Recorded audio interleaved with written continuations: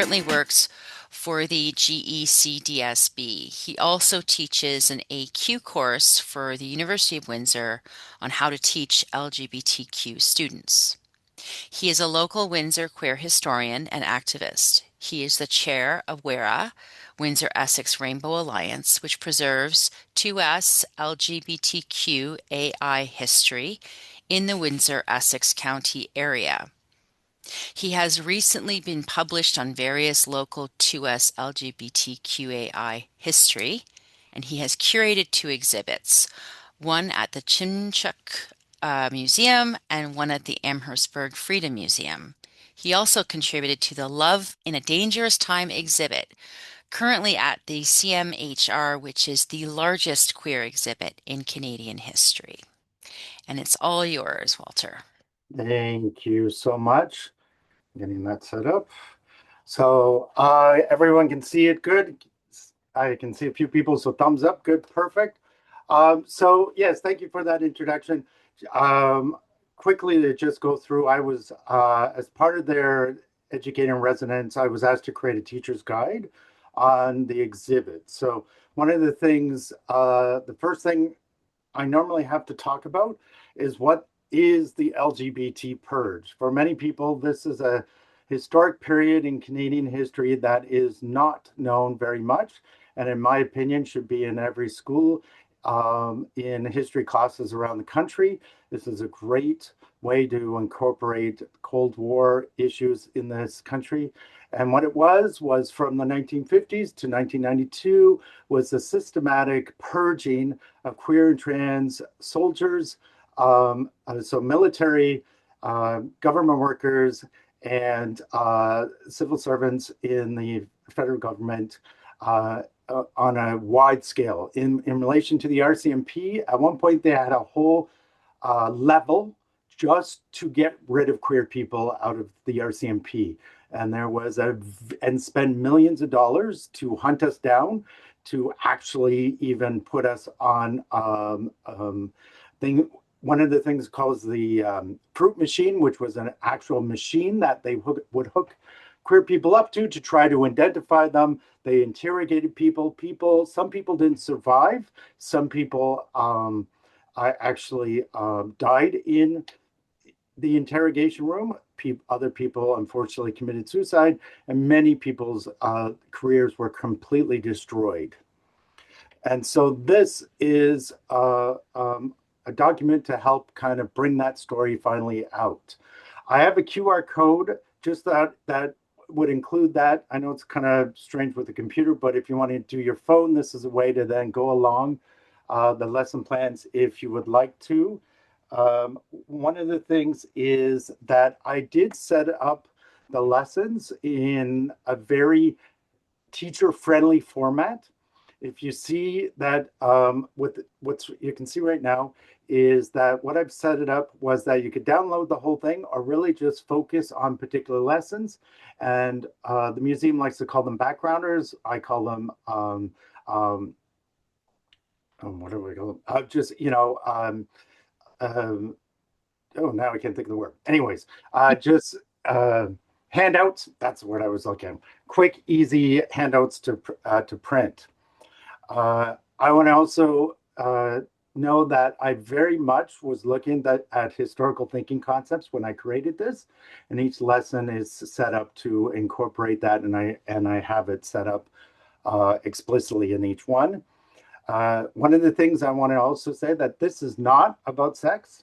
This is about history, and I've set up the curriculum so there are many different subject areas it could also look at. So pre and post-colonial history, truth and reconciliation, the First and Second World Wars, Cold War, law, social studies, and any place where students or teachers think human rights would work in. I also try to set up to help teachers have the conversation about some terms. So including things like sexual orientation, I like to use the term attraction orientation because this is the document is actually set up for 7 to 12. And I wanted to be able to have those discussions. So that teachers then feel much more comfortable with some of the language. And so with the idea of attraction, some people are attracted to people of the opposite gender, some are the same gender, and some more than one, and others do not feel attraction at all. So nice way to that any grade can actually communicate that.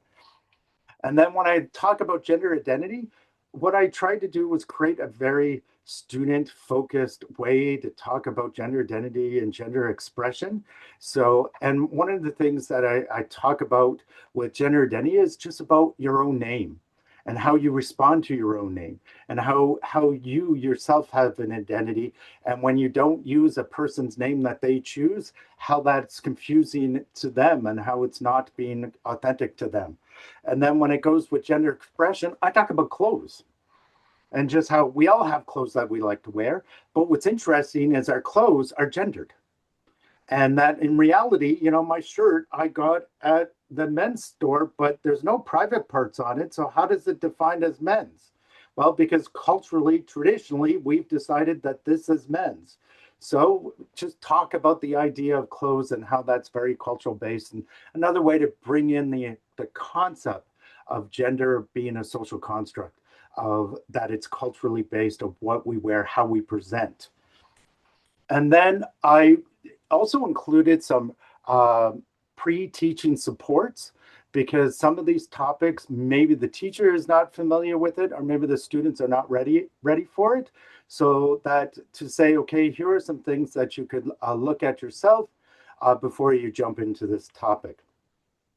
Each lesson has a lesson summary, objectives, driving question or questions, has readings. Those are the backgrounders, because I know that these are not topics that are in textbooks for the most part. So each one has very easy a 1 or 2 page photo. And I set it up so even though they're color, we made sure that it black and white, they work perfectly, because I know that no one has color printers. That's not what school boards do, right? It's always black and white. So I made sure that to make copies were very easy. And then the discussion questions, I've set them up so that the first questions are starting at really introductory and lower grades. And then when you go up the numbers, they get more complex. So, you know, example, how is a normal day different for a student, a parent, a doctor, a professional, an athlete, etc. To go in on how do different cultures see gender and sexual orientation. And then the background readings give a context to what we're going to talk about, and these are those backgrounders to help students understand what's going on. And I really wanted to make it that there's different options. The teacher can read it, or the students can read it, etc. And then I include profiles because this is a human story. This is about humans, people who are affected by what happened. And so I also want to really focus on resilience and people who survived, people who fought back, and so forth. So each of these backgrounders include profiles of different people around the country. Then I also include additional readings. In the museum actually has a book a textbook that is actually available with other essays, and some of them are actually online. And so I include those to say if you, depending on your class, you can even go further. And then each one has an activity that's connected to it in different ways through social media, timelines, etc. And then I include primary sources. And this is my part that I love because the students actually get to look at top secret documents that the LGBT Purge Fund has been able to get. And it's all in one area. There's over 10,000 documents. Luckily, I didn't have to go through all 10,000 to figure out what I wanted. It is pretty organized in a nice way. And so students actually can look at how, example, how Trudeau, the old one, Pierre Elliott, there were gay groups that were, you know, writing him and saying, you know, this is discriminatory, you should stop this. And he wrote letters saying, I'm sorry, but I think it has to continue, and so on. So lots of interesting ways for students to look at top secret documents, which I think can be really fun for the students. And then I have extension activities where, depending on the class, can go even further, including things like Heritage Minutes. Love the Heritage Minutes. Especially, I do have a focus on Jackie Shane as one example. And that goes into my next thing, which is talking about those forgotten voices. Because through this, you'll notice that the people that were talked about were basically white, male, and female. And I talk about the idea of those voices that weren't included.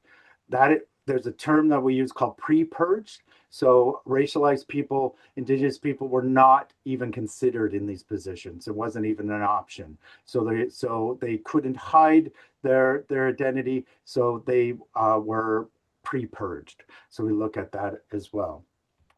Lesson one starts with how Indigenous, looking at queer and trans Indigenous history and Two-Spirit history, pre and post colonization, how Indigenous people resisted colonization, how as well as how residential schools had impact on queer kids and the concept of queerness in residential schools, as well as looking at the resurgence of Two-Spirit and what that means and how that is celebrated in different communities, nations, and cultures.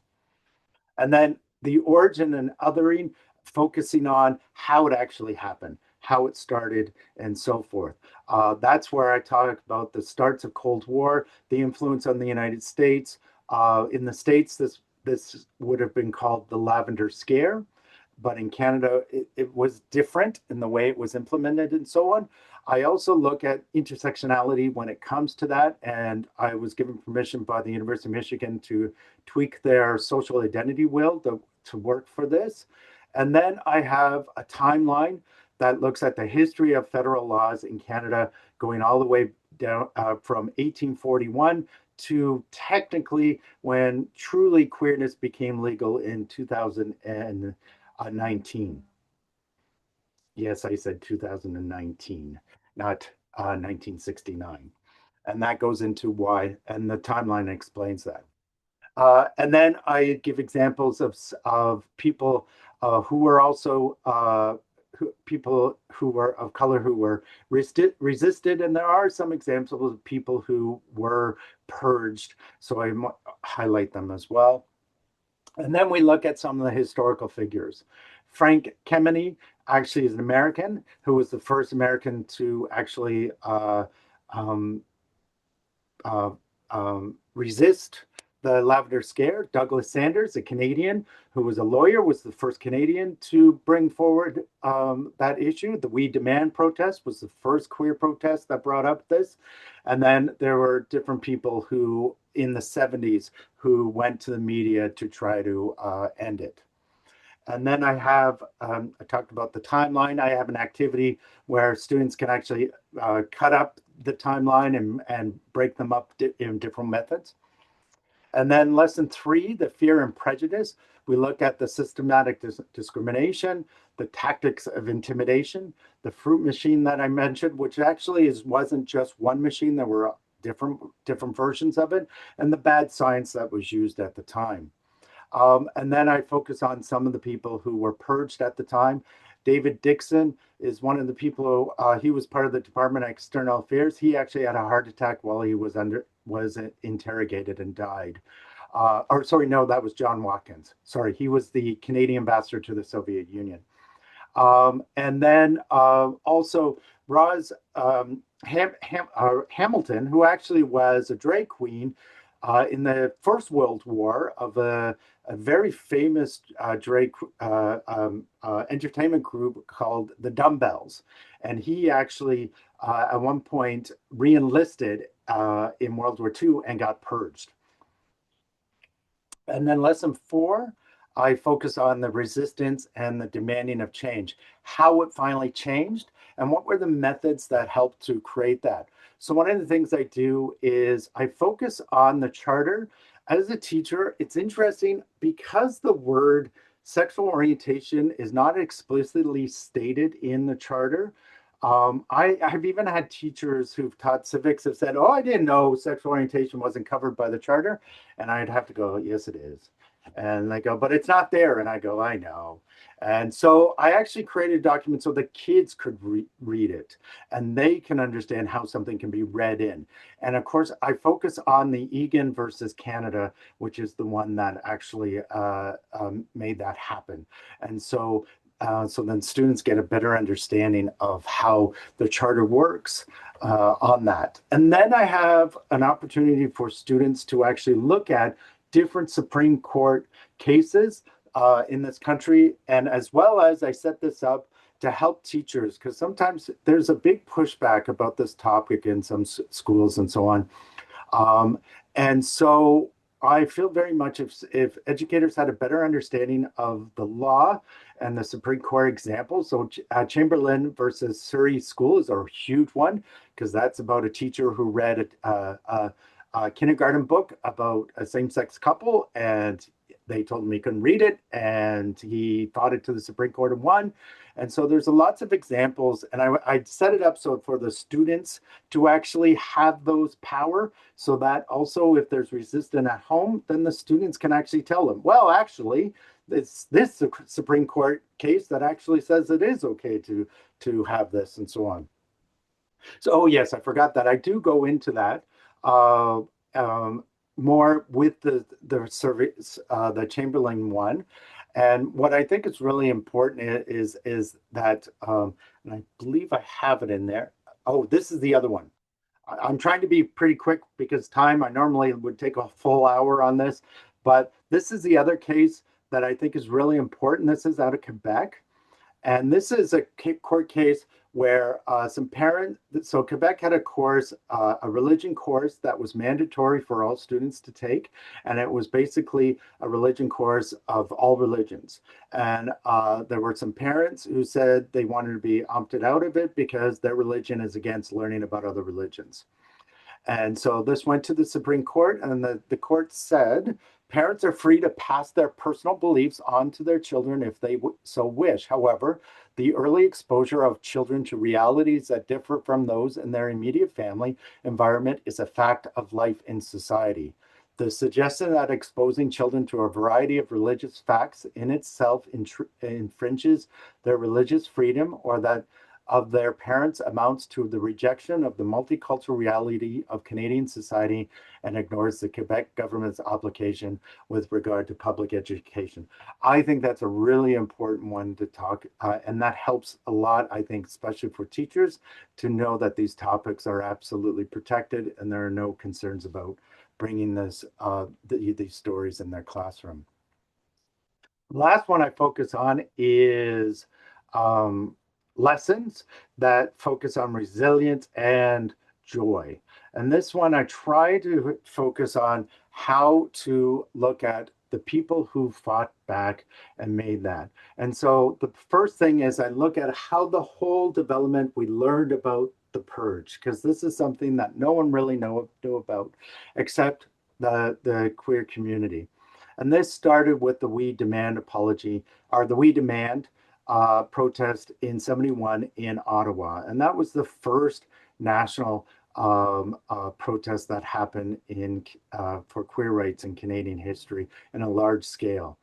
And that term "we demand" has been adopted by queer culture for decades, to the point that the "we demand" protest had a list of different demands, which included, because I'll go back to my statement about being queer actually truly became legal in 2019, was because when the laws changed in 1969, they changed it based on that a couple things. One, that so just being gay, you couldn't be put in jail for just being gay if you were just simply engaged or with one other person, and if you were at the age of 21 years old. Now, the age of consent for straight people at this time was 14. So if you're gay, you couldn't be gay and engage into your own and have a loving experience until you, or whatever experience you want, until you were 21, or you could be in jail. And that actually didn't change till 2019. What ended up happening was when, I know I just saw Megan's eyes go, what? So what ended up happening was that when Harper came in, he changed the age of consent to 16, but did not change it for gay people. It stayed at 21. So it never, so really it didn't really, our legal being seen legal equal under the law didn't happen till that year. And so there's a lot. I think that's really important to look at those, and that's why I had that timeline. The other thing is that at one point, people started to resist the purge and speak up, and many people started to actually go through different processes to do that. But many people, of course, lost everything and could not get jobs afterwards, and so on. Just and what's beautiful is the LGBT Purge Fund actually has a YouTube site where they have tons of survivors talking about their experiences and what they went through. And at one point in 1992, Michelle Douglas said enough is enough. She wasn't the first person, but she was, it was a major win where she fought the government in 1992.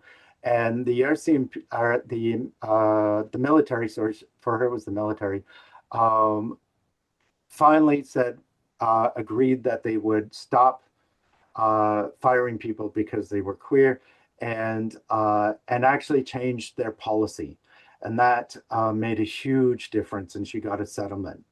So that's 1992. But what's interesting, it wasn't until 2016 that survivors started to say that no, no, we deserve an apology. And part of it was because historians, scholars were actually writing about what happened to them and created these type of galvanization. And then what ended up happening was they sued the government and won, and a huge, they were compensated for it. There was an official policy. The exhibit that I was part of was part of that. There's a monument that's going to happen in Ottawa, and there's lots of other things that are going on to help make sure that those stories are not unknown. And so at the end, I have a whole bunch of different examples of people who have purged or resisted and so on to it. And what I do is at the very end, I have students start looking at their own important movements in their own communities, including some examples that's happened. The Stonewall Uprising, the We Demand, the Toronto Pride Parade, where Black Lives Matter protests, and then look at their own first local prides events that maybe happen in their own community. And then what I do is everything, the whole document is set up that you can cut and paste and create a bulletin board. So then it's in your classroom or in the school hallway. So I try to make it as easy as possible to get this story out. Everything's in both languages, which is wonderful. And also, the Human Rights does have virtual free tours of the exhibit they have in Winnipeg right now. So you can actually set it up for free to have your students go through the Love and Dangerous Time exhibit and learn all about this. And they also have other resources and other exhibits, including the Witness Blanket, which is absolutely incredible. If you don't know about it, it's an amazing exhibit on residential schools, be an upstander, how to create change in your schools, and Pass the Mic, which talks about racism and how to create change in that. And they also have an educator's newsletter, so you can find out everything. So I've included the QR code, so just in case you want to be part of that and get any of their new stuff. And that's it. I know I rushed a little bit, but I wasn't sure with questions and so on. So I hope that worked okay. That was wonderful. Thank you, Walter. So, Mira Goldberg-Poch is the Manager of Programs and Education at Historica Canada, and historian by training. She specializes in making Canadian history accessible to the public. Her favorite part about public history is seeing how individual stories fit and experiences fit into the bigger picture and how those stories bring history to life. So I'm really excited to hear what's new at Historica. And Mira is a great friend of OHASA's. So welcome, Mira. Thank you so much for having me. Walter, that was incredible. I want to start with that. That looks amazing. Nothing I have will top that. I'm sorry already. No, but I will share my screen now. Thanks for having me. First of all, I would like to start with an acknowledgement that I'm grateful to live and work on the treaty lands and territory of the Mississaugas of the Credit, covered by Treaty 13, and the traditional lands of the Haudenosaunee and Wendat. Today, I'm going to talk about some of the resources we offer at Historica Canada to help you teach Canadian history in your classroom. We're continually working to expand our coverage, both in terms of subject matter and in how we deliver information to you. So today, we'll outline some of our newer and some of our more perennially popular learning tools, videos, and multimedia programming. To help share kind of undershared narratives and more diverse perspectives on history in the classroom than the so-called traditional narrative. Just a little bit about me. I've been with Historica for a full decade now, which is wild because I must have started when I was 12. So I've grown from a program assistant to managing our educational programming. I've always loved history and spent some time as an academic historian before realizing my interest is actually in public history and in connecting particularly students with engaging stories and perspectives and making history come to life for people. So I'm delighted to spend my days making Canada's stories more accessible. So I'll give a brief overview of our educational resources from our guides, our videos and podcasts, and some of our flagship programs. If you have specific questions as you go, feel free to put them in the chat, which I should caveat I can't see right now, but I will answer them at the end, unless something is very I'm keeping my specific. eagle eyes on the chat. Thank you. It did not occur to me that with presenter view, I can't actually see the chat. So, so who are we? Historica Canada, which I hope you've heard of. But if you haven't, we are the largest independent charitable organization in Canada dedicated to promoting knowledge and understanding of an inclusive and diverse history, citizenship, and culture.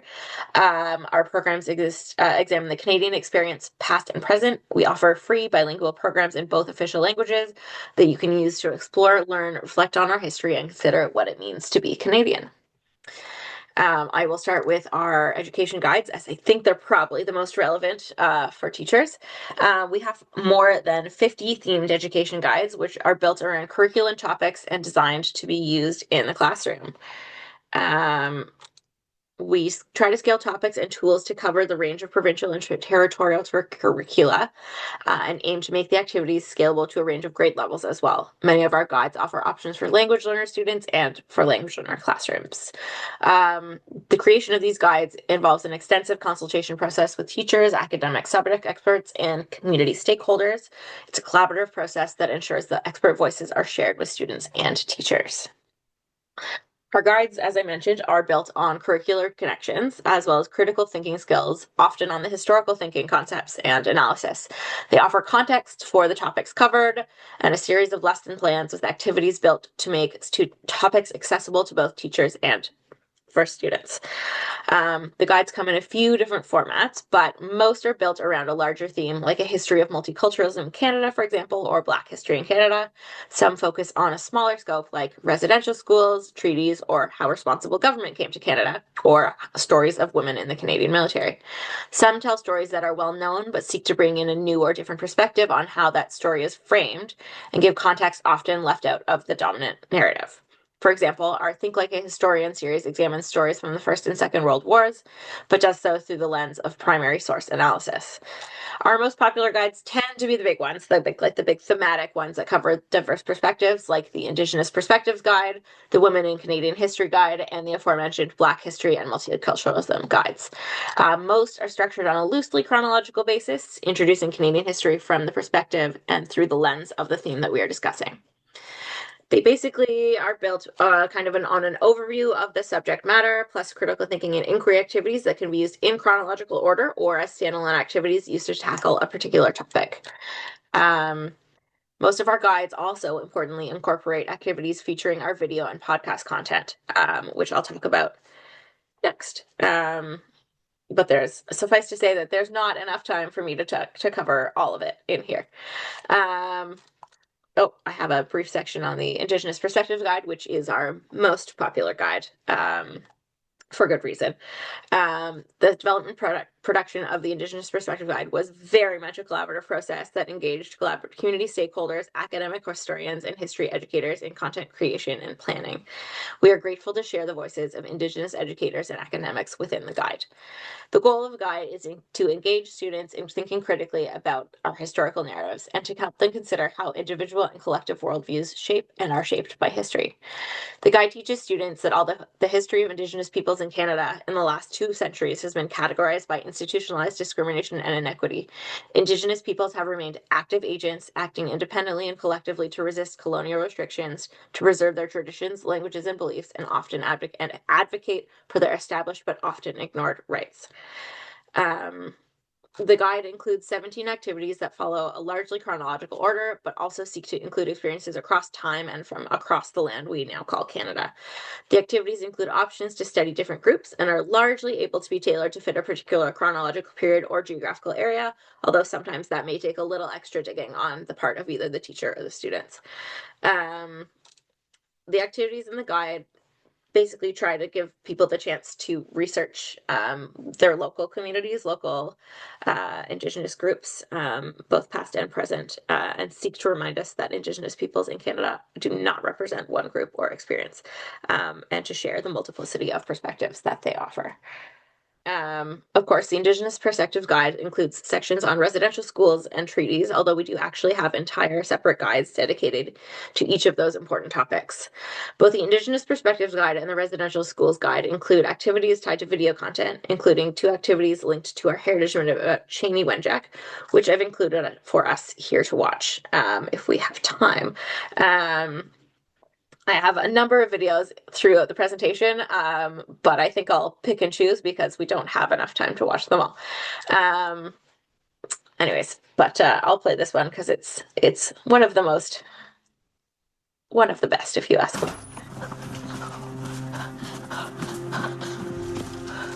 Johnny wanted to go back home. It was 1,000 kilometers away. They forced him to go to the Indian residential school. More than 150,000 of us children had to go. They wanted to change us. Our Father in heaven, hallowed be your name. Hallowed be your name. Thy kingdom come, Thy kingdom come, thy will be done. thy will be done. Kill the Indian and the child. It's been called cultural genocide. I survived residential school. My brother Johnny did not. Cheney Wenjack was one of thousands of children who died due to Canada's residential school system. More than 80,000 survivors and their families still live with its legacy today.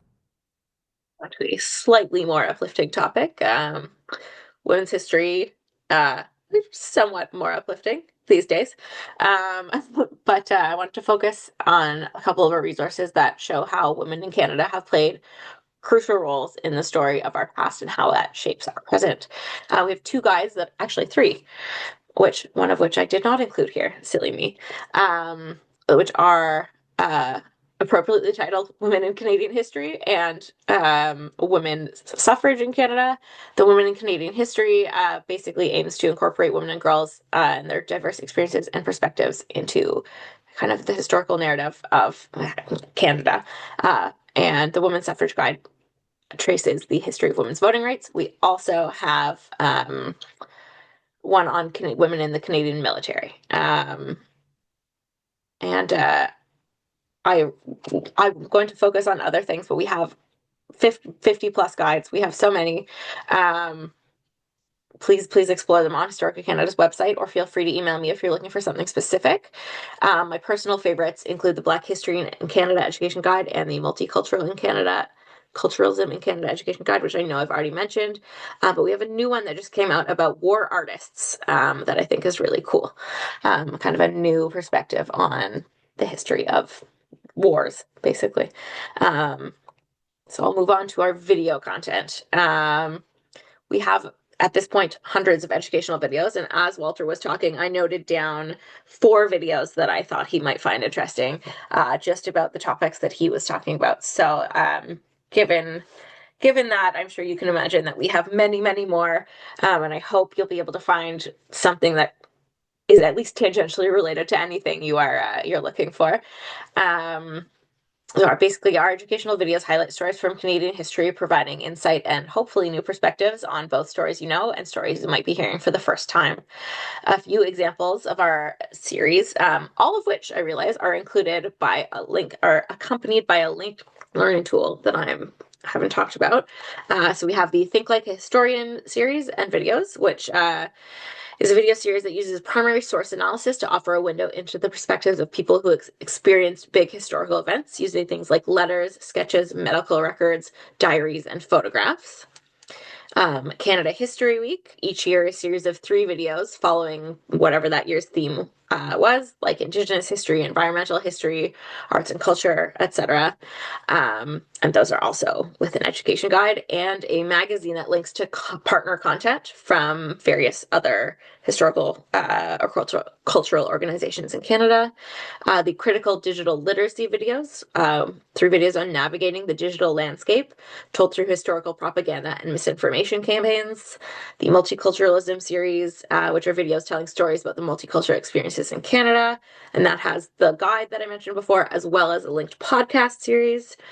Residential schools video series, also with a guide and podcast series, features the experiences of 3 different people who survived residential schools.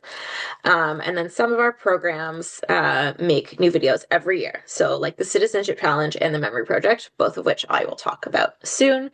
And our iconic heritage minutes, but we'll get there in a minute. Sorry, I couldn't resist.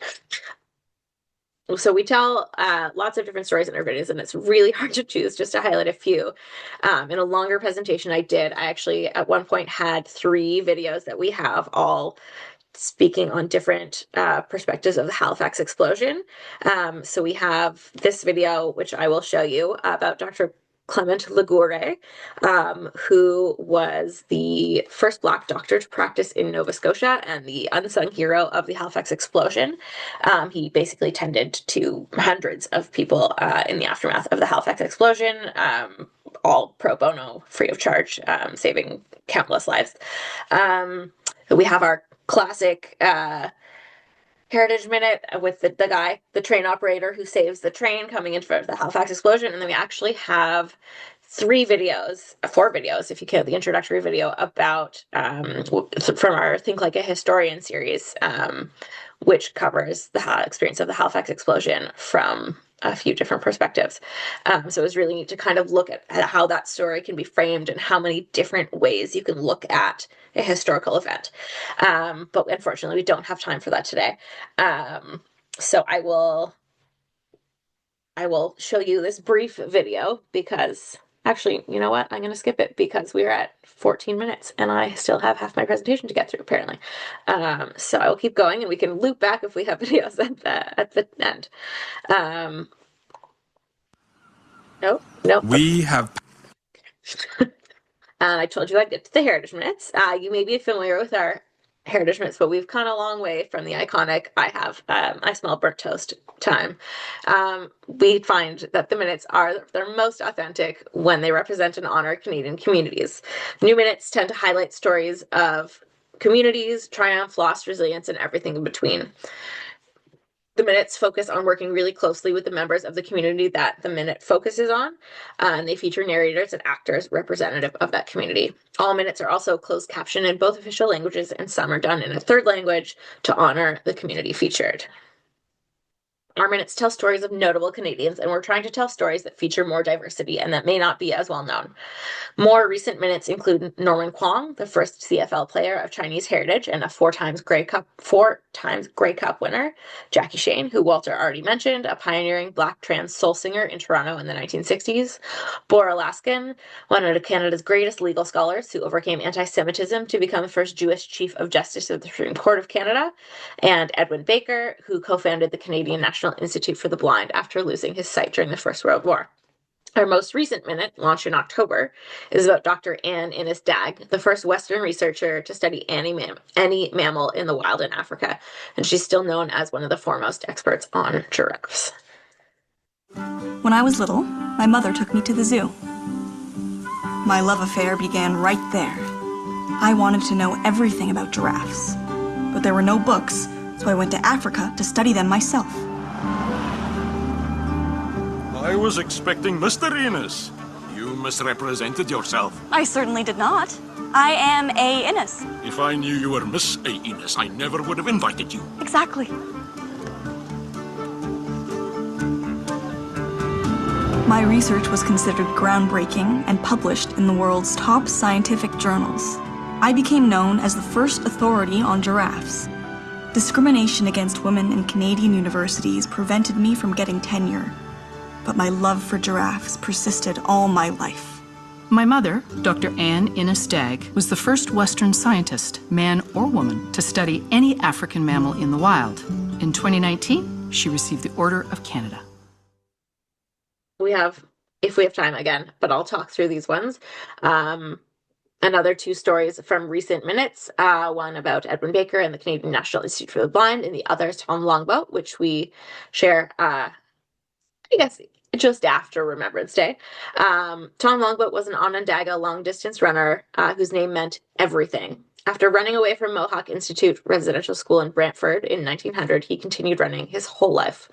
Despite the racism he faced as an Indigenous athlete, Tom won many races, including his record-breaking win at the 1907 Boston Marathon, making him a household name.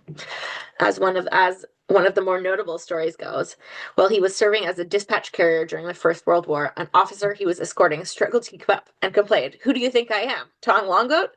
And he replied, "No, sir, I am," and kept running.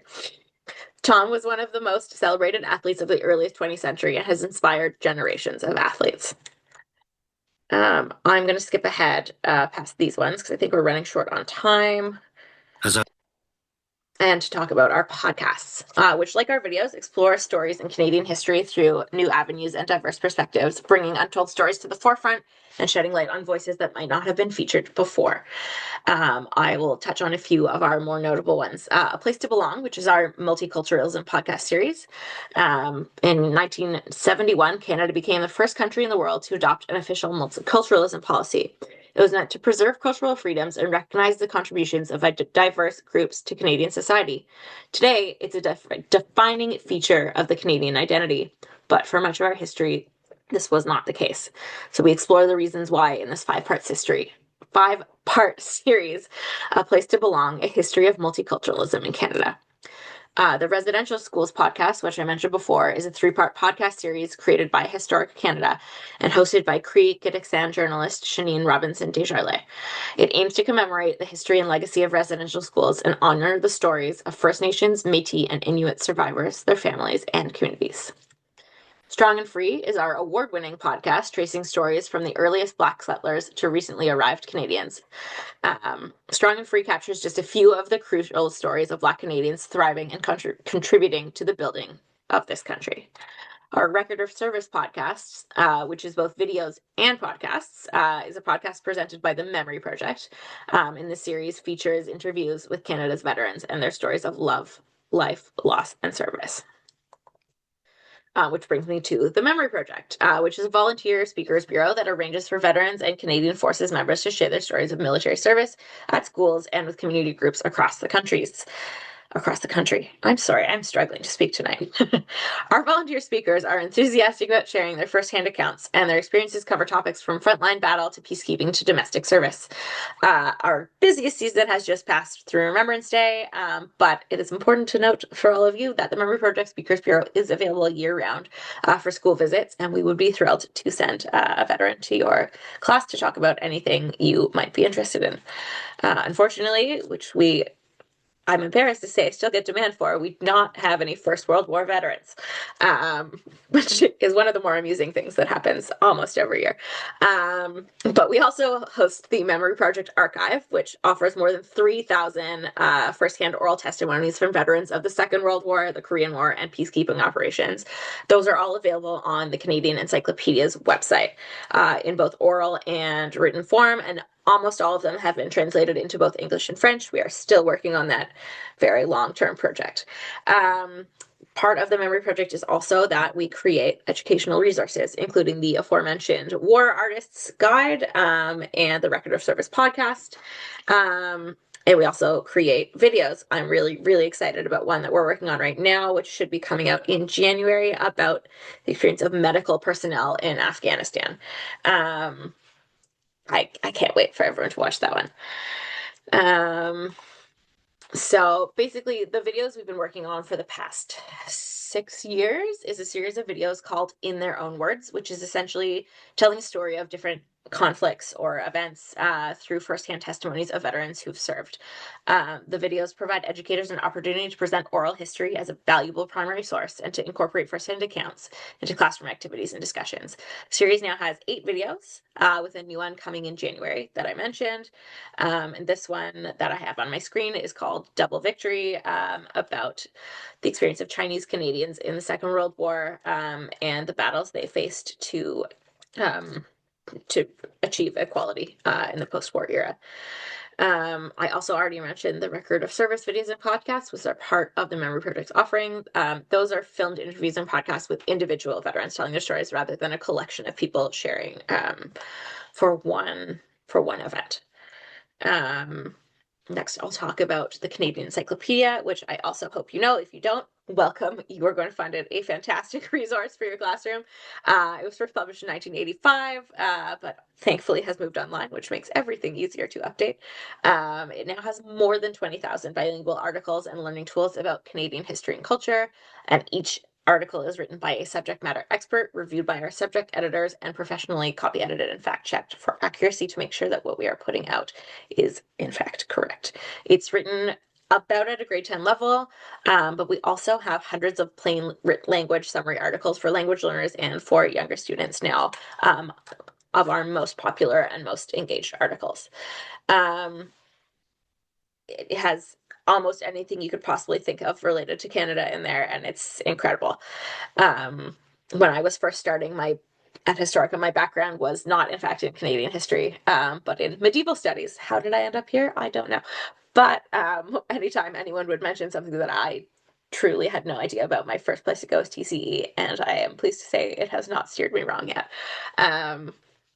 But the encyclopedia also now hosts the Memory Project archive, which I mentioned, and has an education guide page, timelines, quizzes, and other resources, including the Citizenship Challenge, which I will talk about next.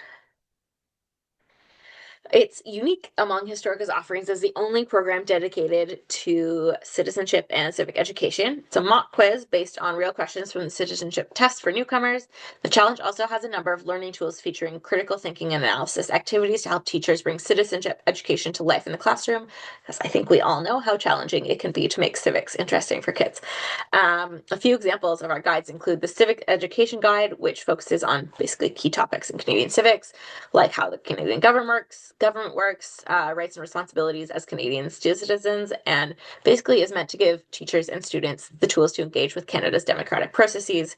Similarly to this, we have 6 in the Classroom, which is an elementary guide that accomplishes the same thing for students grades 4 to 6. More recently, we have tools like an explainer with activities on the justice system in Canada, and our newest guide is kind of adjacent to civics, but talks about archaeology in Canada, which I found really interesting.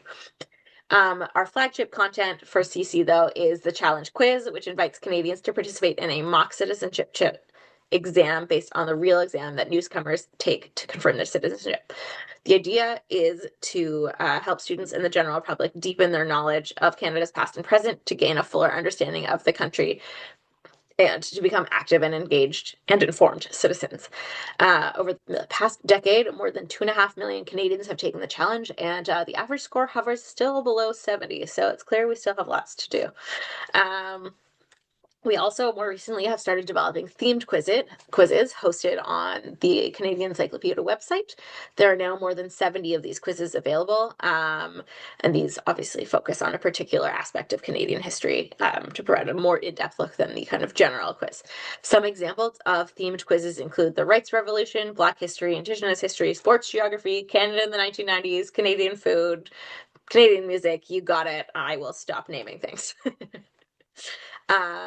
We also create videos for the Citizenship Challenge. Again, we don't have time to go through this one, but this one was really fantastic. I loved working on this one.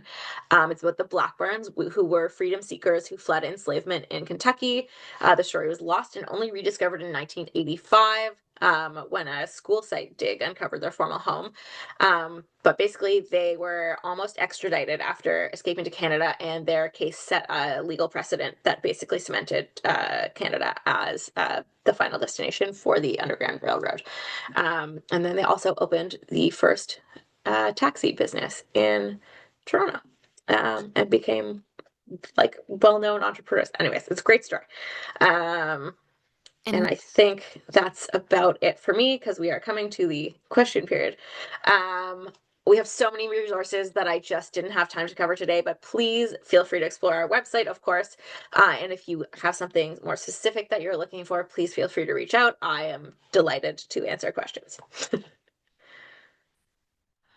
That was an absolute whirlwind, and Amazing. that was incredible.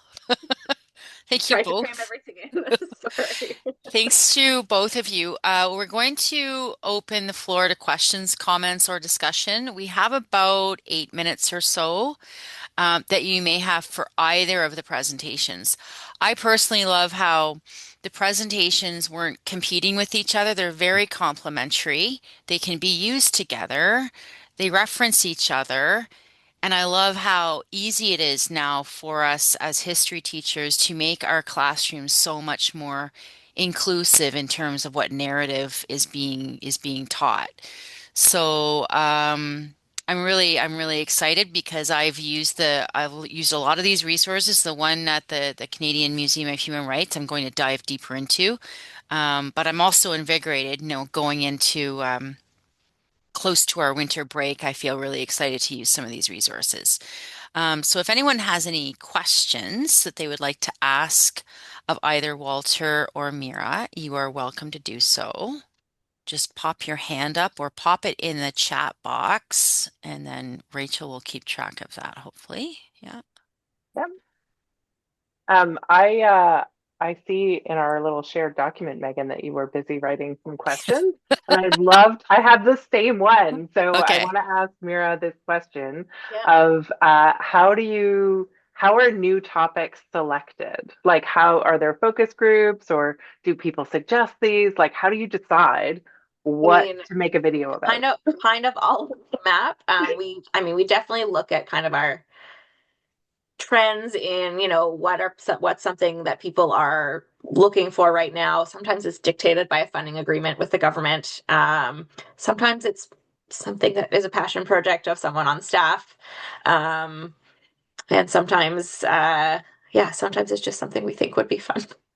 Sometimes it's like somewhere we feel is a gap in our offerings. And yes, we do take suggestions. If someone is like, hey, you really have nothing on X, Y, or Z, we'll be like, yes, thank you. We'll put this in the, Because I know like classroom teachers are always like, oh, I wish there was a video on this thing and it was just 5 minutes long. And so I think you might be getting a few suggestions from this okay, group happy to today. take some.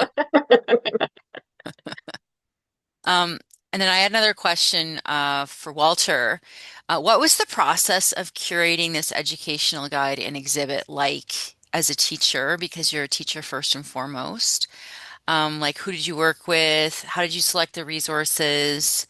And how did you select those stories, like those profiles? Like, there's so many people. So how did you narrow it down to those people? So I worked really close with Scott Groot, who is the curator for the Love and Nature's Time exhibit. And so I had access to what they were creating. And what was wonderful is that, I was able to create input and then see what they had and what I could expand and what was missing. And because for them, they're not necessarily looking for a K to 12 audience, which of course that's my mandate. So I was looking at different things and tweaking things and so on. So a lot of it is coming from the exhibit itself, and then working with that exhibit and making it school friendly. Okay.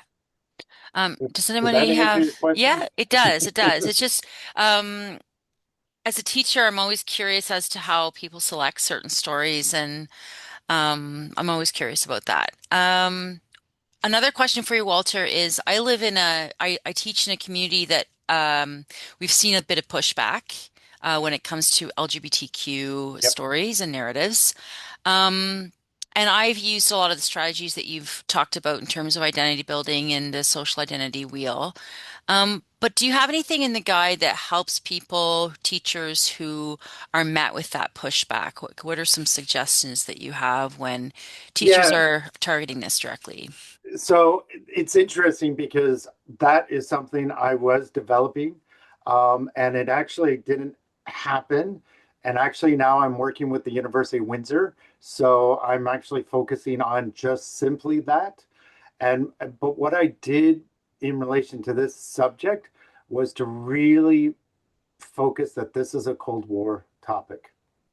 And I think when you frame it that way, it helps to kind of at ease that conversation. And then, of course, when I wanted to include uh, the human rights, the Supreme Court cases, it was those that was very much in my mind of how to push back to the pushback, Hmm. and to say to be able to argue, well, this has already been figured out, and this is part of the Cold War, and so on. Excellent. Thank you. Melissa. Yeah, thank you so much to both presenters. I have more of a comment and less of a question, but I just want to say, Walter, I think it's incredible the resource, how although it is coming in from a Cold War lens, it is empowering students who may be struggling with their identity to know that there are people that have, had such experiences. And even near the end when you said like the joy piece and like even knowing about the Constitution and knowing that they may have to navigate some of those difficult conversations at home where there might be pushback. I think these are like such powerful tools for them, just as young kids, even though it's not like said explicitly, here's what you should say to your parents. Like it's just like knowing this, right? I think that's just, it makes me feel very happy that kids have this kind of support Hmm. in Thank you. this way through history Sure. class. Yeah. Yes. Yeah.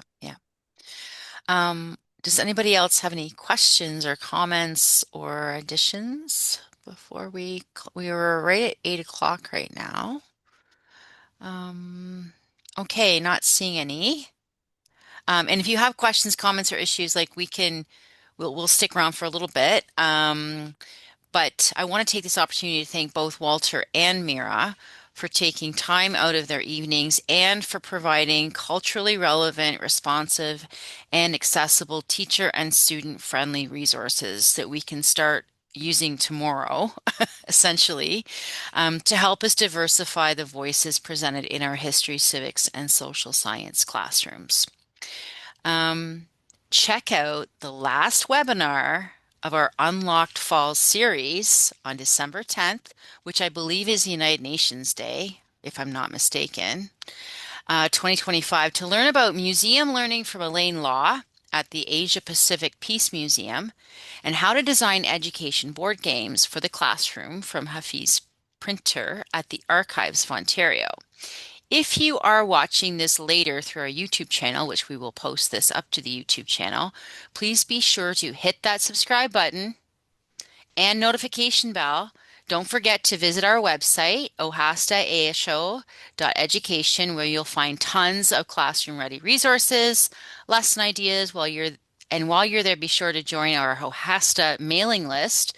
If you become a subscriber, you will get monthly updates packed with free teaching resources like the ones mentioned today, classroom ideas, contests, and professional development opportunities for educators. Yahweh, thanks for watching.